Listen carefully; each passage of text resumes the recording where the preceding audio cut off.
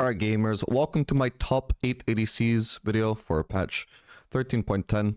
Why are we stopping at 8? Well, purely because I think that there's a big drop off after that, and I think the top 8 are like by far the best, and then like the second best after that last 8 would not be nearly as good as the top 8 before that, so that's why we're stopping at 8. So the first ADC that we're going to be covering, and we're going to be covering the build and runes for every ADC. So once I've told you what you should be playing if you want to climb, if you want to just follow the meta, then I'll also tell you exactly how you should be building them. First one is going to be Kog'Maw.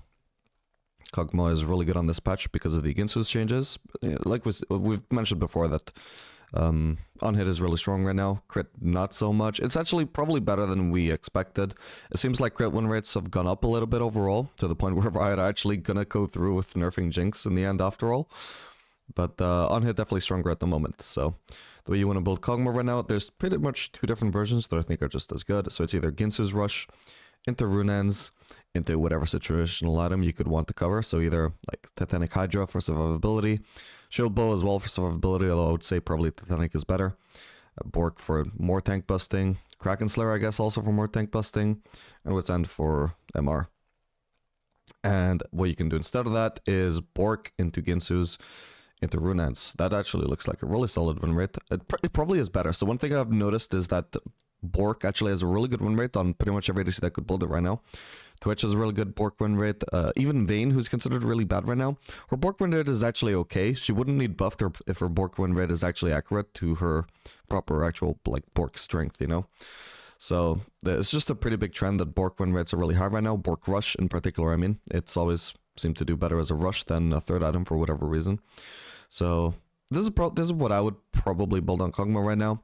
But if you just want to skip the Bork and just be more flexible in what your third 3-item build path actually ends up being, then Ginsu's into Rune's also really good right now.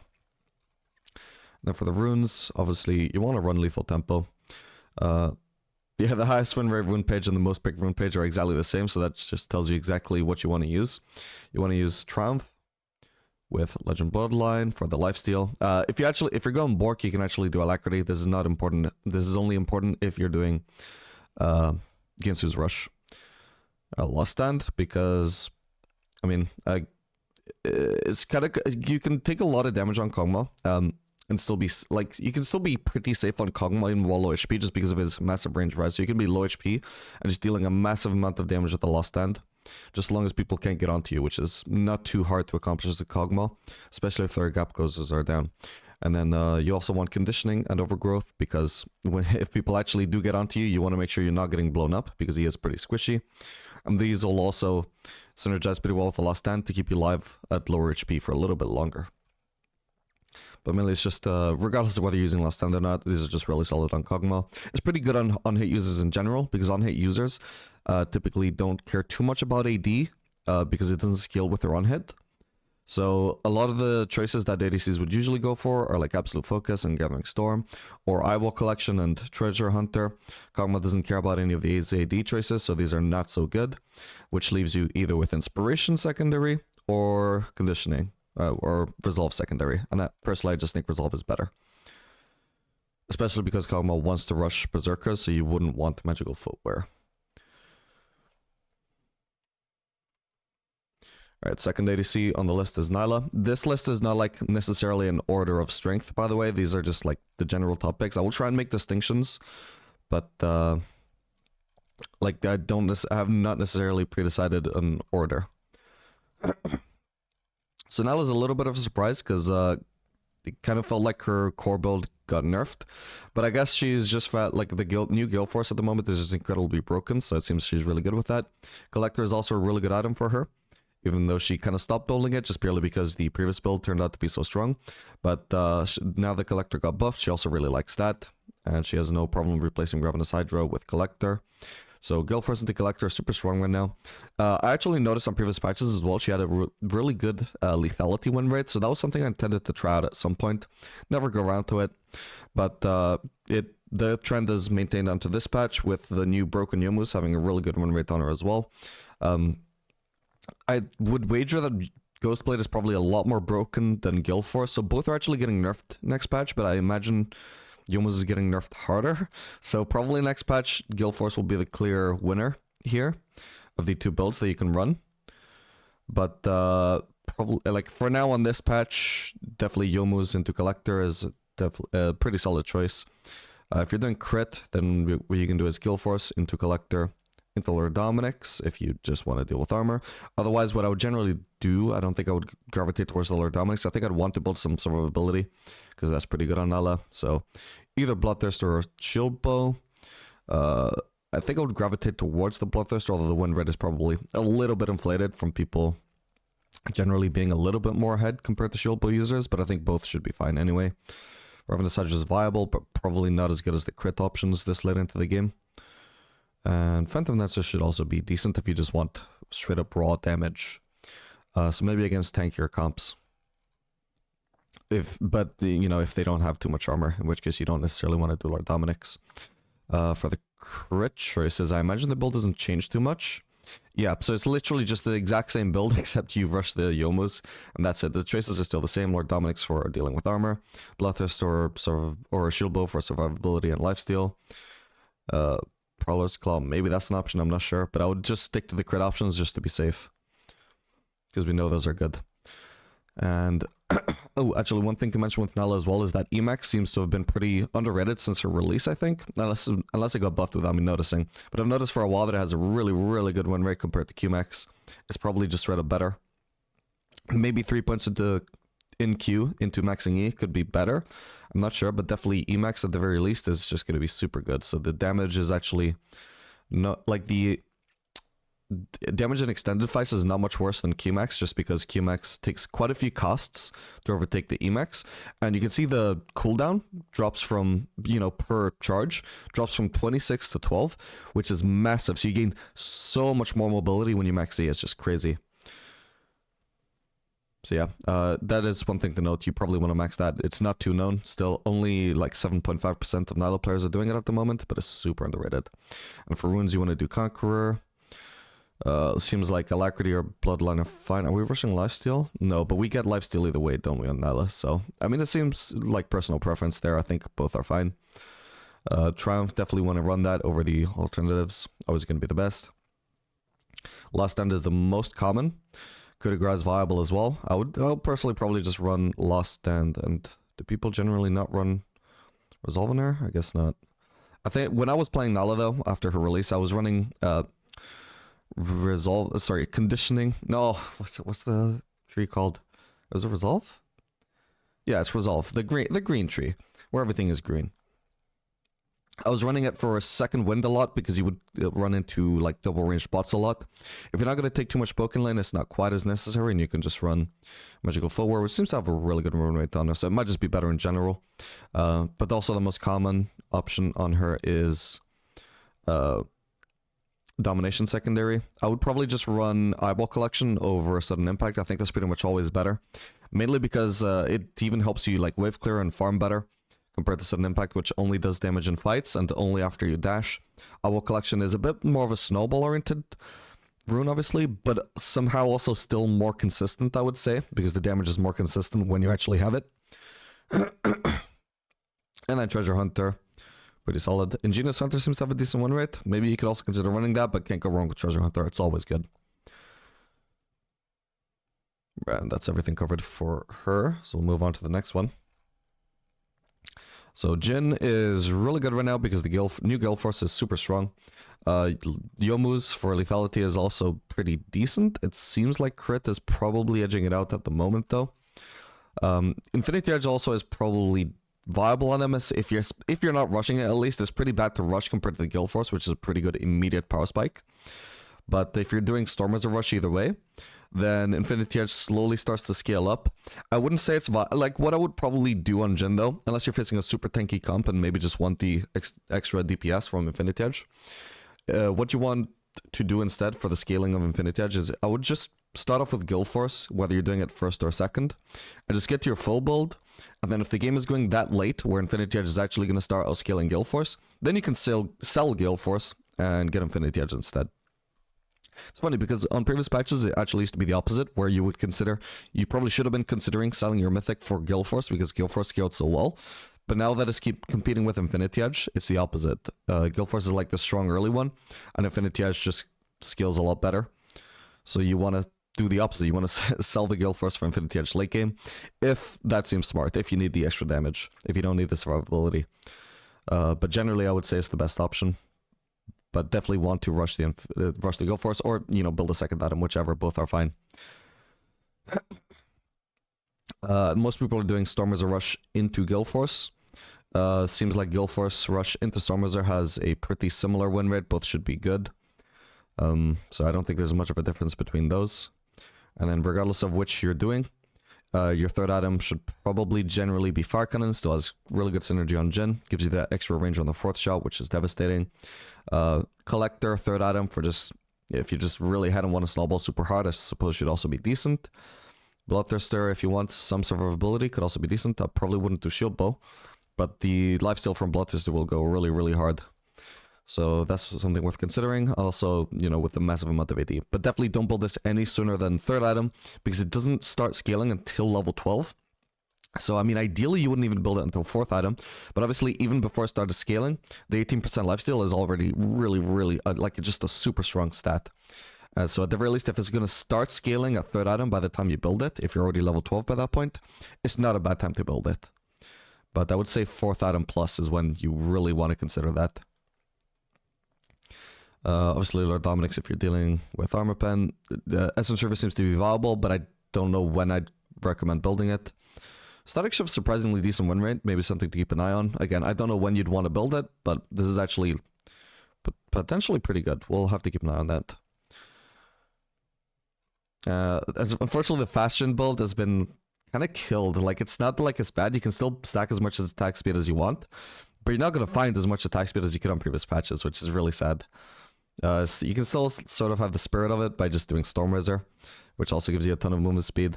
I suppose if you really wanted to commit to it, I would do Stormwizard into Guild Force, into Phantom Dancer, but it's just not going to be the same. Have we covered everything to do with itemization? Actually, let me just cover the crit build real quick. So, Youmuu's into Collector. I don't think I'd bother with Stormwizard. If you're going to do lethality, then building more lethality is always going to be nice. Stormwizard is viable for sure, but I mean, I suppose if you want some extra survivability with the Youmuu's build, you can just follow it up with Stormwizard for some more movement speed. Generally, I don't think it should be too important though. And then third item, you can just definitely build Fire Cannon. It's got some AD now, so it's not too bad to build this early onto lethality builds. You can also build Mana Moon if you just want that extra scaling and get the more mana. Obviously, that means committing onto tier early on, even though you don't necessarily need that extra mana.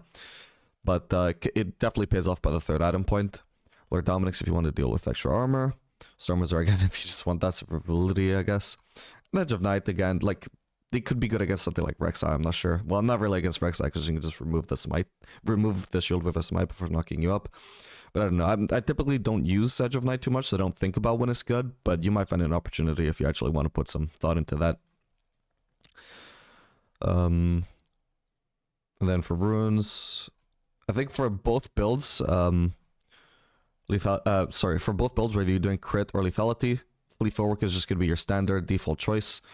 Could potentially also do Dark Harvest, especially with the crit build, because I imagine it's going to be a little bit burstier. I mean, both are pretty bursty, to be fair, with the Guild Force, I don't know. So that is an option on another build, but I would say Fleet Footwork is definitely going to be the safer choice. And you can do either Presence of Mind or Triumph. Most people just like Presence of Mind on Jhin. Personally, I typically run Triumph though. I do like, especially because I was doing the fast build, which was like typically just playing at your limits at all times. So that extra HP really came in handy. If you're just playing a safer Jhin playstyle though, could definitely consider running Presence of Mind instead, because you're not going to be losing HP as much, so the heal is not as necessary. Whereas you can always run out of mana, no matter what your playstyle is. Bloodline, I don't know why I like it as an option, honestly. I've noticed for a while that this is actually an okay win rate dungeon. I suppose it's because you're already getting quite a bit of healing from Fleet, so maybe lifesteal is not as necessary, because you actually get a massive heal from Fleet just because it has an AD ratio, and Jhin gets a massive amount of AD. It probably is something that I should try out at some point, honestly, but I always just stick to Bloodline. So maybe you should do that too if you just want to stick to what you know is good. He's not a good last stand user, so just stick to coup de grace or cut down if you're facing tanks.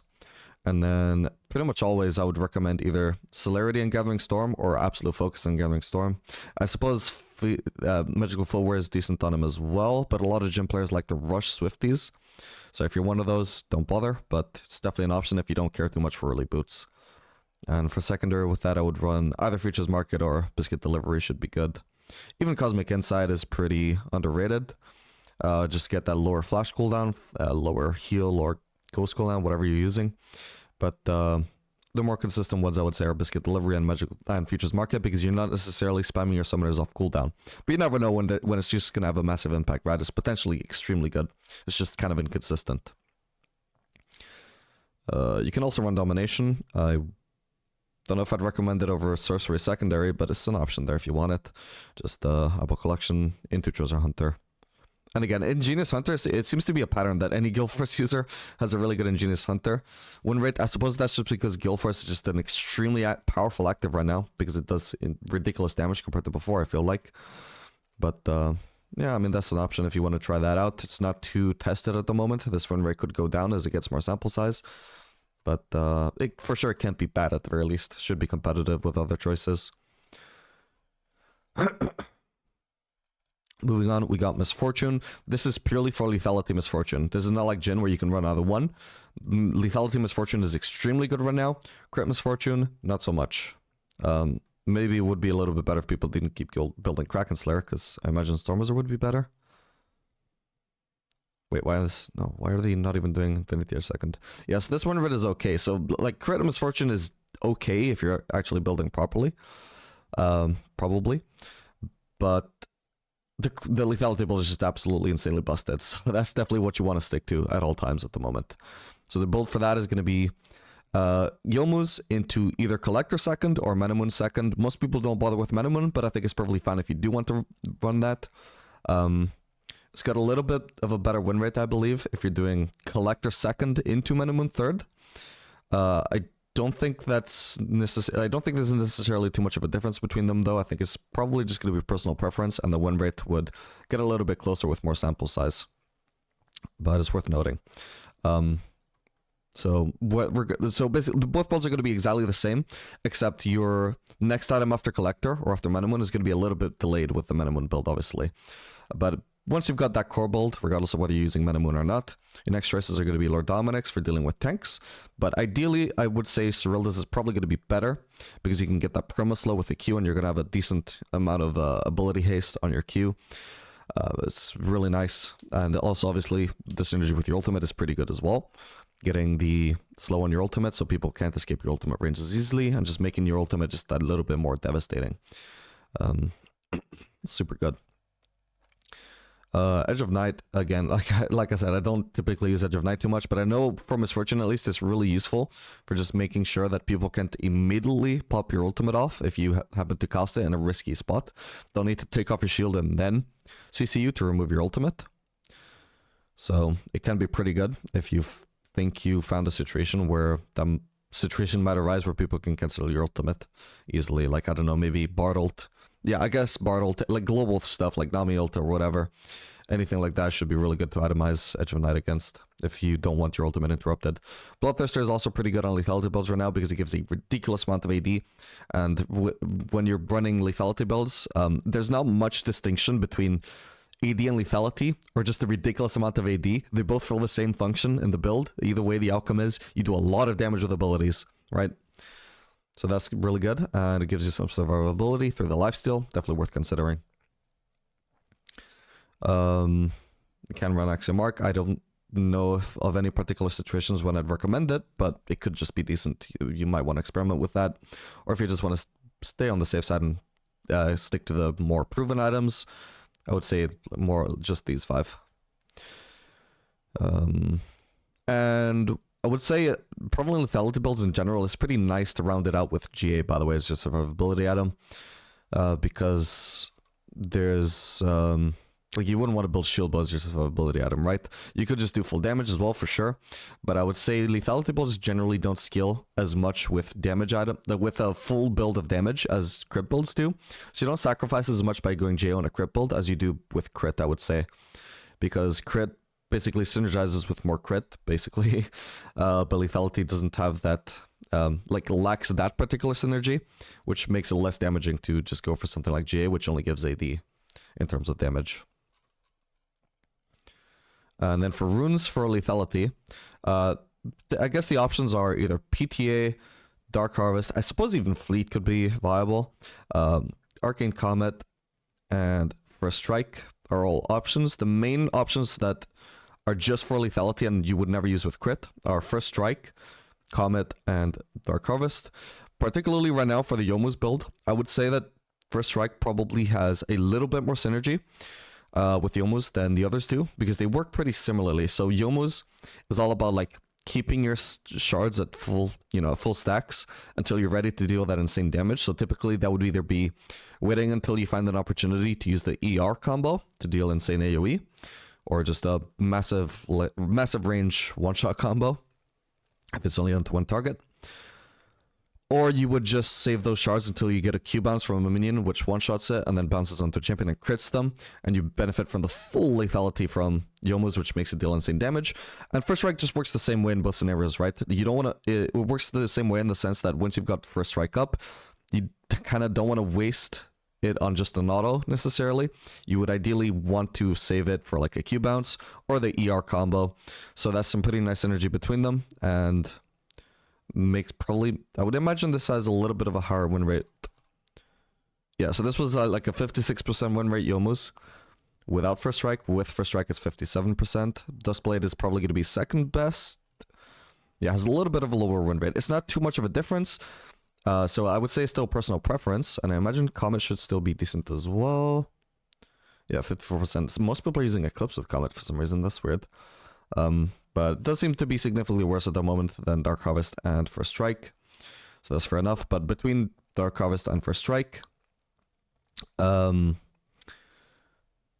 would say First Strike is just a little bit better, but there is still room for personal preference there. If you just like the Dark Harvest, that's fair enough. You can just stick to that.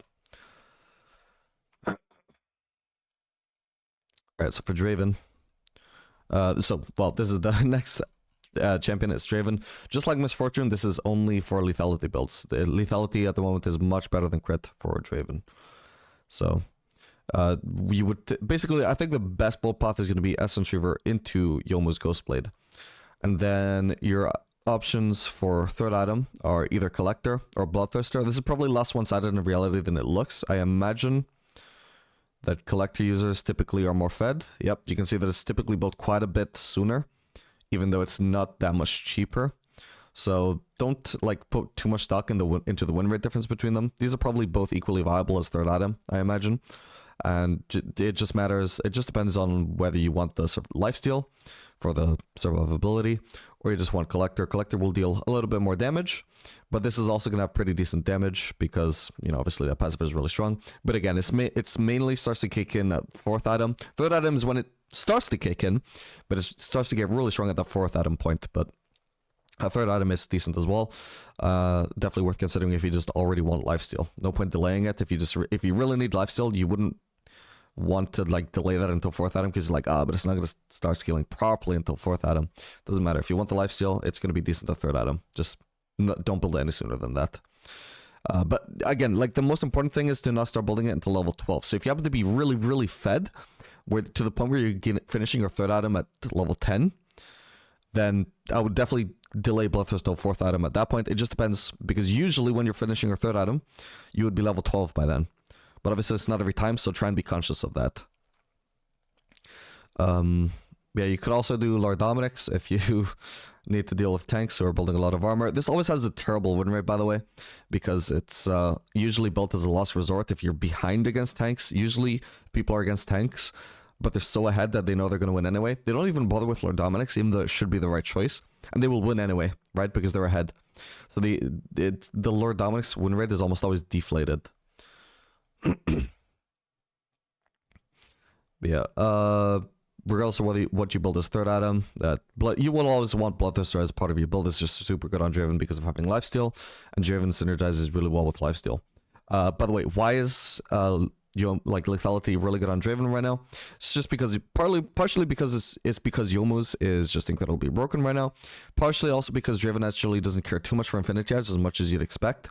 It's funny to see the big numbers go up when you crit with a Q when you have Infinity Edge, but the extra damage from Draven Q doesn't actually crit. The only part that crits is Draven's basic attack. So that's still decent on him because of the fact that Draven's, unlike Misfortune, Draven's base attack damage is not actually nerfed to compensate for his Q damage, whereas Misfortune's base AD is really low to compensate for her passive, because her passive is pretty much permanent, right? You can always just switch targets and get that extra damage. So she would be really busted with a normal amount of base AD, but Draven is not. So Draven actually does like Infinity Edge despite it not scaling with his extra Q damage. But lethality is potentially just even better because that lethality, as opposed to crit increase, does actually scale with that extra Q damage. The lethality does increase the extra Q damage, unlike crit does.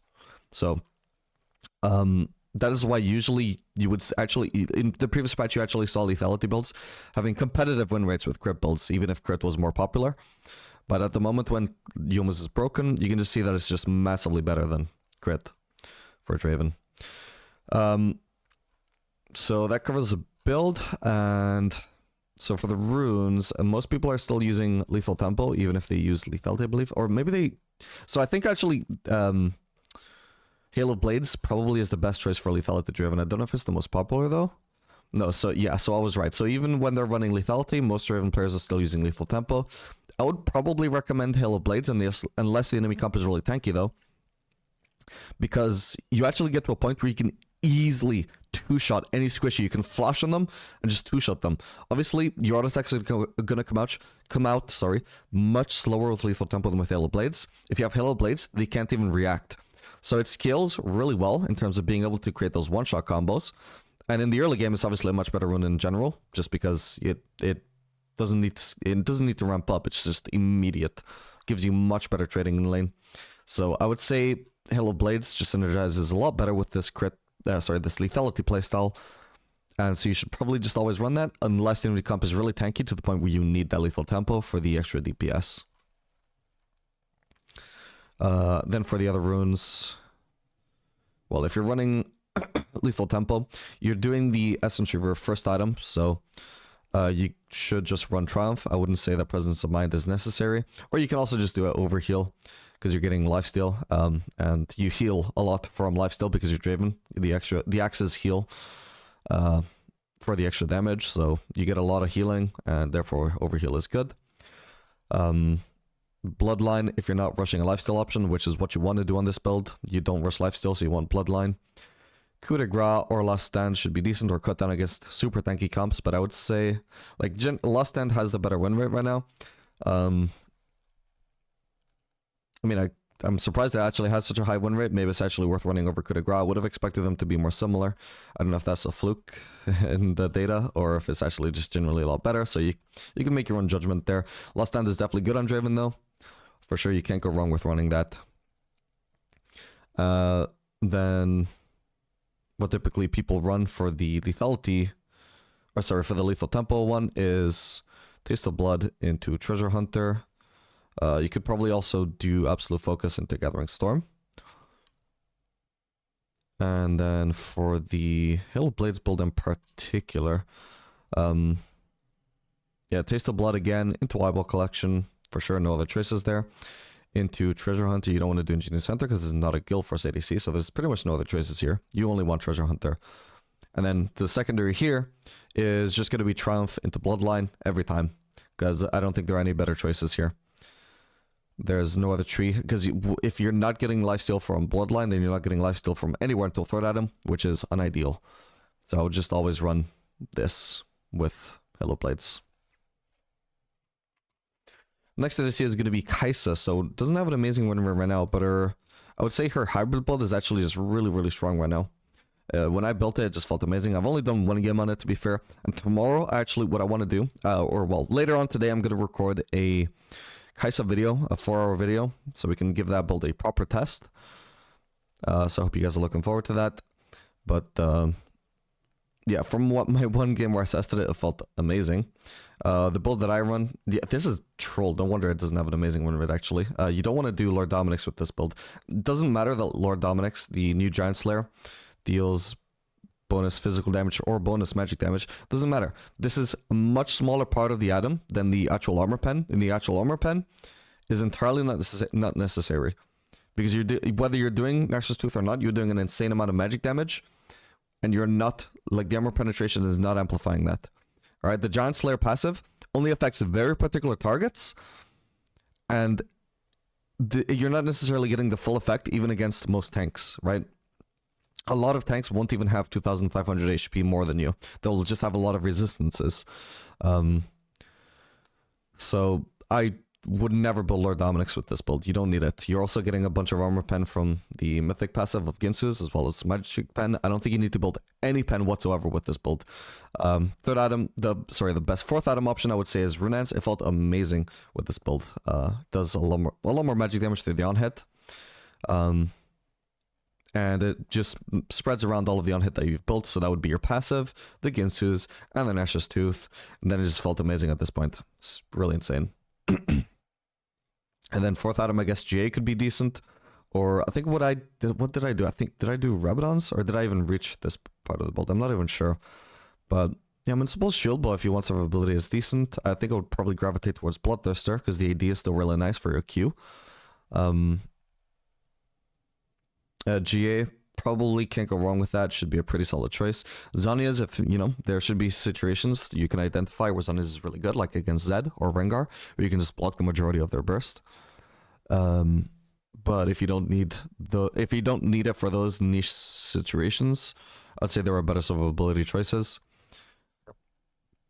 I really don't know whether to build Rabadons. I don't know if it's efficient to build Rabadons when you only have technically 2 other AP items, but mainly just 1. But might be worth experimenting with. There's just a lot of choices here because you're literally pure hybrid, so you can do either crit or, well, not really crit, but any crit item that actually fits what you want. So like lifesteal or survivability, or you can do on hit with Wit's End, or you can do AP. There's so many choices, like really more than I can cover. So you'll just figure out what you want there. It's lost item anyway, so it doesn't have a huge impact over your build compared to getting the first 3 to 4 items right. And definitely just never build Lord Dominic's. Never worth it, I would say. Yeah, I would say that Kai'Sa is definitely really, really good right now. Unfortunately, there is actually something really awkward for her next patch, is they're nerfing the amount of AD on Stormrazor by 5, which means you don't get Q Evolve from Stormrazor into Pickaxe, which is, it really sucks. So maybe at that point you might want to switch over to Manamoon and Ginsu's. It doesn't have as good a win rate though. At least at the 2 item point. The 3 item point seems to be better. I'm not, maybe, I guess it's to do with the scaling. And I guess the immediate power spike for Manamoon is just nowhere near as good as the Stormrazor power spike. But yeah, it's just going to be awkward. So next patch will be awkward. But I think Riot mentioned that they're looking to address Kai'Sa in regards to the Stormrazor nerf in 13.2. No, 13.12. So 13.11 is going to be really awkward for her, but at least it'll fix it 1 patch later. So I would say if you're a Kai'Sa player, just try and take advantage of this build as much as you can right now, because next patch will be painful until 13.12, probably, unless we come up with a better build that actually works with the Stormrazor nerf. And then for Kai'Sa, as usual, either Lethal Tempo or Hail of Blades are both fine. Lethal Tempo for better scaling, Hail of Blades for better early game. Fleet Footwork is actually probably also viable since you're rushing Stormrazor. They have pretty nice synergy together. If you just want to be more mobile, Fleet Footwork is going to be really nice. Going to give you more sustain as well. If you just want to play a safe laning phase, I guess, then Fleet is going to be pretty nice. I think a lot of people don't really consider it an option because they think you need attack speed for Kai'Sa's passive. It's nice on her for sure. I don't think it's completely mandatory. If there was like a really strong option that wasn't attack speed based, you still might want to consider it, and I think that's what Fleet is right now when paired with Stormrazor. Bear in mind that, like, I'm a really old player, right? I've been playing since season 1, and Kai'Sa's released in, I think, season 8. And there was a time where we were using PTA or we were using Fleet. We were using either one of these, even though the old Lethal Tempo existed, and even though Hail of Blades also existed. It's only once they buffed Hail of Blades, and it's only once they reworked Lethal Tempo, that the only 2 keystones that we got used to using was attack speed. But you can absolutely use non-attack speed based keystones. You don't, like, it's something to get used to for sure, but it's not bad at all. But yeah, if you're using one of these precision keystones, then I would definitely use Triumph on her. I don't think Presence of Mind is that important on her. She's not that mana hungry. So definitely Triumph, because she's a like short range ADC who wants to go into the thick of things. Absolutely, Triumph has way more synergy with her than Presence of Mind does. Then Bloodline, obviously, because you're not building any lifesteal. Alacrity seems to be okay as well. I'm just too attached to lifesteal, honestly. Like, I suppose a lifesteal less build is viable on her because she likes attack speed, but I just really don't like doing that, so I always run Bloodline. Then all of these have a decent win rate. I would just recommend defaulting to Coup de Grace, unless the enemies are really tanky, in which case Cut Down will be viable as well. Last Stand is a decent win rate. I think it usually doesn't have that much of a good win rate on her, though. I think that's just because of low sample size. And then, yeah, so you can... the most solid choice with Precision on Kai'Sa will therefore be Magical Footwear into Biscuit Delivery. If you want to rush the Berserkers, though, I would recommend either running Domination Secondary with Eyeball Collection into Treasure Hunter, or potentially even Absolute Focus in Gathering Storm or Celerity in Gathering Storm. Either one should be fine. Maybe even Resolve. Like, honestly, Resolve is pretty underrated on any ADC, not just the on-hit ones. I don't typically do it much because it's the most uninteresting tree, but it is viable for sure, and maybe even really good, especially situationally into tanks or high damage dealing comps. And then if you're doing Hail of Blades, then what you want is Taste of Blood into Eyeball Collection, into Treasure Hunter, and then for a secondary tree, I would just run Precision. I don't know why I was confused them. You want to run Precision with either Triumph, into Alacrity, or Bloodline. Again, I just always run Bloodline, and you definitely can't go wrong with that. So, but you're surprised to see Zeri here with her 47% win rate. It's just seems to be the case that Triforce in particular has become massively overbuffed. So a lot, like any ADC that would have considered Triforce in the past, is actually just really, really good right now with Triforce. So the Bruiser Zeri build is back. You want to do Triforce into Renance at a minimum. And then there's a whole bunch of choices after that. You can either do the classic Titanic Hydra for a bunch of AoE and survivability, Immortal Shield Bow for just more straight up damage, more DPS, single target DPS, I guess, than Titanic Hydra. Also granting some lifesteal, and giving you more anti-burst, but not... I don't know which honestly gives more survivability between these two. I guess both are pretty solid. I guess just try them both out, see what you prefer. Bloodthirster for a more damage-oriented survivability item. Ravenous Hydra I don't think is viable, so don't bother with that. Lord Dominic's, I suppose, should be okay if you need to deal with armor. And then Kraken Slayer, maybe also viable. I don't know. I think mostly you just want to stick to these 3 items, and then Lord Dominic's against tanks with armor. And for 4th item, again, just whichever one you didn't build, whichever you prefer of those items that you didn't build. And then last item, you can just round it out with either Guardian Angel, if you want survivability, or Lord Dominic's, if, again, like, if it's just, at this point of the build, Lord Dominic's will just be the best damage item, since everybody's armor is gonna have scaled quite immensely because of levels, so it's never a bad choice here. But you can also just make the call that, you know what, actually survivability is going to be more important for me here than extra damage, and you can just go J in that case. J as a final item I think is really underrated instead of Lord Dominic's if you don't need extra damage. For runes on her, Fleet Footwork has always been underrated on her, but not necessarily better than Lethal Tempo, just a decent alternative. So if you don't want to bother with that, just stick to lethal tempo in every game. I don't think there are other choices besides those two. And you can do either overheal and triumph. Or, sorry, either overheal or triumph. Both should be fine. I think the difference between them is mostly down to sample size because like, you don't rush lifesteal. So there's not going to be too much synergy between Zeri and overheal besides a passive, obviously. But you'll struggle to actually get the overheal, so not necessarily core on her. Triumph should be fine as well. And then Bloodline or Alacrity.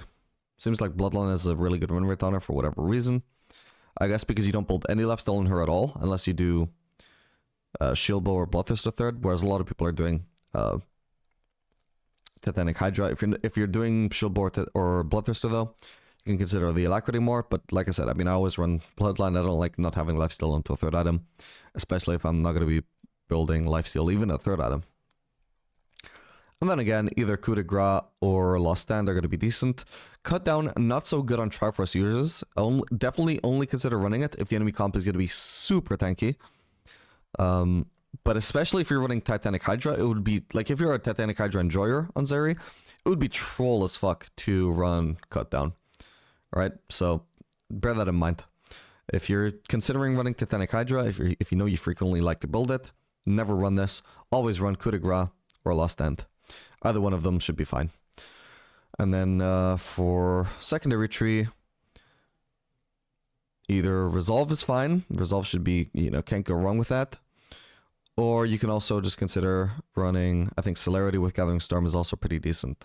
Even though it doesn't have too much sample size, not many people do it, but I think it's okay. But definitely the safest choice is going to be Resolve, especially because you are building your Bruiser build, so it just has really good synergy with that. And then I think this is the final ADC, unless I'm miscounting, unless I forgot one other ADC after him. But yeah, again, just same as Zeri, Triforce got massively overbuffed, so the previous patch, lethality builds I think were a little bit better than Triforce, but only by a little bit. Whereas in this patch, Triforce is just massively better than lethality builds, so disregard everything else. You always, do you even just want to... Yeah, you probably just want to rush the Triforce every time instead of doing Mana Moon into Triforce. Because I think in the previous patch, it was like either one was decent. You could do either Mana Moon or Triforce Rush. But now that Triforce has become so much more powerful, it's just a much better power spike than it used to be. So you want to rush the tier?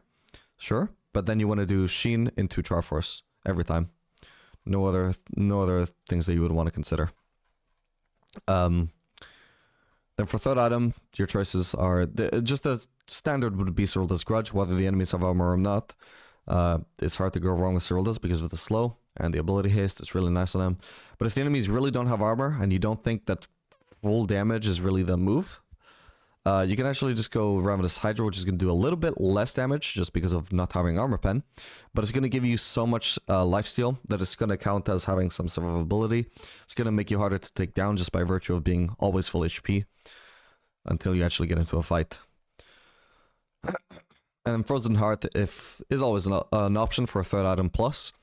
If the enemies have a lot of physical damage, especially assassins, something like Zed could get really screwed over by you building Frozen Heart. So definitely worth considering. Stormers has a decent win rate for third item. I don't know if I'd consider it though. I think I'll just wait for some more data on this. The win rate might go down, but it's probably it seems to actually be a trend between Stormwizard and Static Shiv that they were both okay on him. So it's probably fine. I've not tried them, so I don't have any recommendation as to when you would consider building either one of them. But if you want to experiment with that, you're free to. It can't be too bad. And again, Maw, same as Frozen Heart, except in reverse. If instead of having high physical damage, they have high magic damage, and you just need survivability, not damage, then Maw can be really good. Definitely never do Lord Dominic's. It's only viable on Navori builds. This is not a Navori build, so you don't build it. Always do Serylda's Grudge if you want Armor Pen. But yeah, that was just the main 4 choices for Ezreal as third item, I would say, are Serylda's, Ravenous Hydra, Frozen Heart, and Maw. And then if you want to experiment a little bit, you can get freaky with the Stormwizard and Static Shiv and just see what they're like. Oh, and also I think Bork is also an option if you're facing super tanky comps. If they don't have too much armor yet, you can even build it before Serylda's. Otherwise, you can start with Serylda's and build the Bork as 4th item, which is not too common, but... Wait, where is it? Oh, here it is, yeah. It's not necessarily too common, but I think it is pretty good. Like, even mandatory sometimes against tanks as Ezreal, because otherwise you're going to really struggle with that. You're still going to struggle in general, because Ezreal is not good at dealing with tanks, but it's something. Yeah, typically fourth item is just whatever you didn't build before. It's basically just the say. Usually people will just default to this crouch third item, so then it's just between those 3 items that I mentioned, or even GA. GA starts to become viable at 4+ items as well. Would mainly reserve it until last item myself, but it can be pretty underrated as a 4th item. If you're, especially if you're really fed, and the enemy team comp's only win condition is to take you down, then GA can be really good, because it's just gonna make that so much harder for them. And you're not gonna get punished too much for not building damage because you're so ahead. And then yeah, fine, like the full build is just, you know, any of those items that I already mentioned plus GA, or just all of those items that I mentioned put together and no GA, whatever you need. Then for runes, so it's, I think the choices are just between the main 2 choices are PTA and Conqueror. Fleet is also had a pretty underrated win rate on him for a while, so it's probably not bad. I don't think I've tried it, but I think it's probably quite underrated because it's been really subtly consistent for a while in terms of win rate. So if you're gonna get freaky, you can try that out. But the main 2 that people run are Press the Attack and Conqueror. So Press the Attack is a strong early game option, and Conqueror is the strong scaling option. Personally, I just always run Conqueror. I really like Conqueror. I like it not just for the scaling, I just like it for its consistent damage in lane. Or not in lane, but in skirmishes, where you are dealing damage in really extended scenarios. I just love that. I just can't play Ezreal without Conqueror, personally. But that's just me. You can. I think most people definitely prefer Press the Attack. They find it more noticeable. Definitely the damage from Conqueror is a lot more subtle. But me, personally, I do notice it, and I just can't play without it.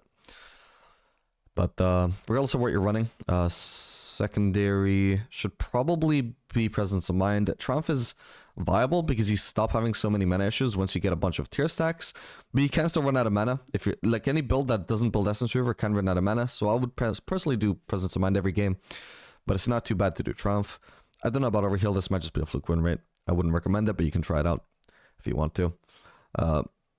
Bloodline, obviously we love lifesteal, and we don't build lifesteal until potentially 3rd item, probably not even 3rd item plus though, so can't go wrong with Bloodline. And then either coup de grace or cut down or last stand. Again, cut down because you build Triforce, definitely only consider it against the really tanky comps. But can't go wrong with either last stand or coup de grace. Last stand, especially if you're doing Conqueror, is going to be really good because you're going to get that extra healing, but it doesn't make a huge difference. I would say coup de grace is definitely the most consistent option. And then for secondary choices, basically the only ones that people typically run are Inspiration with Magical Footwear and Biscuit Delivery, or Sorcery with Manifold Band and Transcendence. The Inspiration one has always had a much higher win rate. That's what I personally prefer on Ezreal as well, especially because the early boots are really not necessary on him. He doesn't like rushing Ionians, for example, and he has mobility without movement speed with a Z. So I would say the Magical Footwear just massively edges out the Inspiration tree over the Sorcery tree.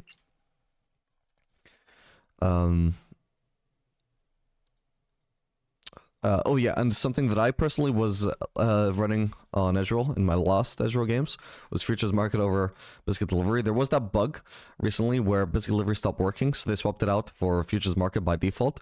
And that's when I really fell in love with Futures Market on Ezreal, because it made it so much easier to get those really good bases. Because Ezreal has like really specific bases he wants to go for in early bases, that if he doesn't get them, he's going to be really, really sad. So that can be either like Tear and the Longsword or Tear and the Coal. If you can't afford Tear and Sheen. And then especially Tear and Sheen is a super good base for Ezreal. It's his dream for, first base, because you absolutely need the Tear to start getting it stacked up, even though you don't want to start it. You definitely don't want to start it, by the way. You always want to start either Longsword or Durance Blade to have some early trading power, because it's going to massively reduce your snowball potential if you just start Tear. And you do have potential to snowball on Ezreal. And then you don't want to delay any further than that, right? You want to get it on first base, maybe second, but I think that's even leaving it too late. You want to get it on first base, in my opinion. But you also don't want, like, it sucks to not base on a Jhin either, because it's such a huge price spike in Ezreal. So the ideal first base is that 1100 gold base of Jhin with 700 gold, and then tier with 400 gold, adding up to 1100. So with Futures Market, you can just base on like 920 gold, and still get the same base, which is incredible because you are not always in control of when you base. Sometimes you'll run out of mana around that 920 gold point, and then you just completely lose pressure in the lane because you're just greeting, trying to stay for that power spike. So I think Futures Market is pretty underrated on him. Cosmic Insight is also an option over Biscuit Delivery, but most people just run Biscuit Delivery. I would personally just run it because it's more consistent. Yeah, those are the choices. That's everything covered for Ezreal. Was that the last one? That was indeed the last one. So that was my top 8 for this patch. Some people might disagree, but I think definitely for across the average rank, for the average player, those are just the undisputed top 8 for me. I hope you guys enjoyed this video. Let me know if you have any questions. Make sure to like and subscribe if you want to see more educational ADC content. And I'll see you guys on the next video. Later, gamers.